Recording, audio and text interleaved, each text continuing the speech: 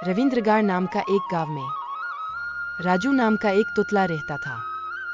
राजू सब बात तुतला तुतला कर बोलती है। राजू का बात कोई भी जल्दी से समझ नहीं पाता था। राजू के घर में खुद का कोई नहीं था सिवाय उनके बकरियों के। राजू का बचपन का एक बहुत अच्छा दोस्त है जिसका नाम साम है। एकमात्र साम ही है जो राजू के बात को समझ पाता है। राजू बचपन से बकरियों को चराते आए हैं। एक दिन का बात है, राजू बकरियों को चराने के लिए जंगल में जा रहा था। तभी रास्ते में उसे सम नजर आया। अरे राजू, तुझसे तो बहुत दिनों के बाद मुलाकात हुई है। तू कैसा है? अरे थाम, मैं तो अच्छा हूँ। तू कैसा है बता? अरे मैं भी तेरी तरह अच्छा ही हूँ। अरे राजू, तू क्या बकरियों को चराने के लिए जंगल में जा रहा है? हाँ ले थाम, मैं बकरियों को तलाने के लिए जंगल में जा रहा हूँ। अरे थाम, तू जंगल पे मत जा।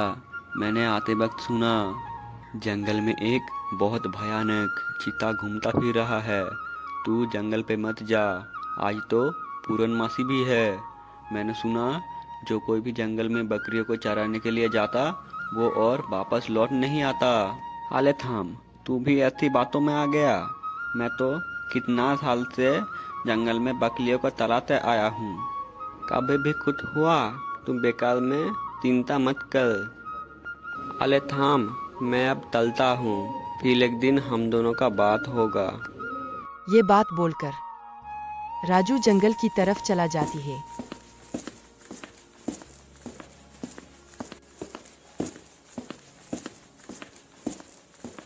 जंगल में पहुंचकर बकरियों को चरने के लिए छोड़ देती है और राजू आकर एक पेड़ के नीचे बैठ जाती है। बैठे बैठे कुछ देर में राजू का आंख लाग जाती है और वो सो जाता है। और कुछ देर बाद नींद में उसे बहुत भयानक आवाज सुनाई देती है और राजू का आंख खुल जाती है। वो दौड़कर बकरियों के पास जाती है।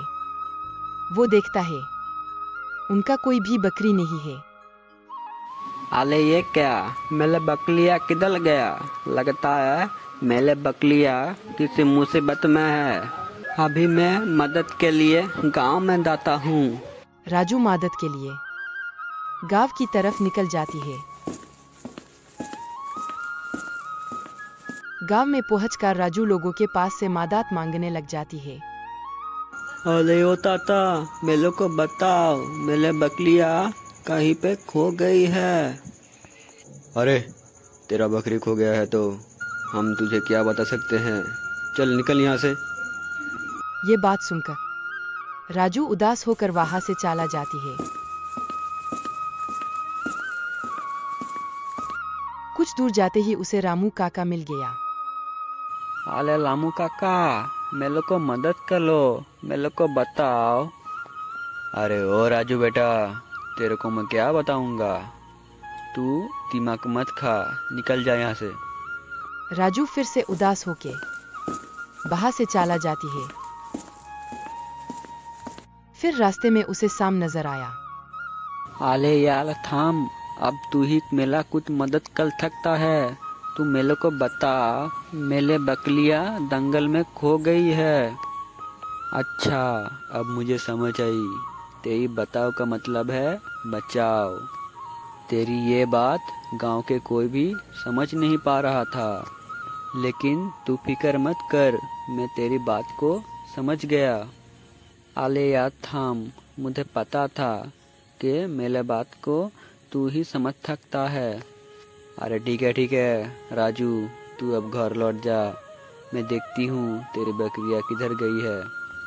ये बात सुनकर राजू के दिल में जान आया और वो निश्चित होकर अपना घर लौटने लगा।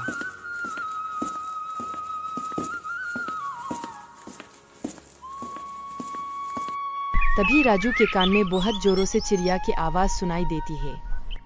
ये सुनकर राजू तुरंत नींद से जाग जाती है।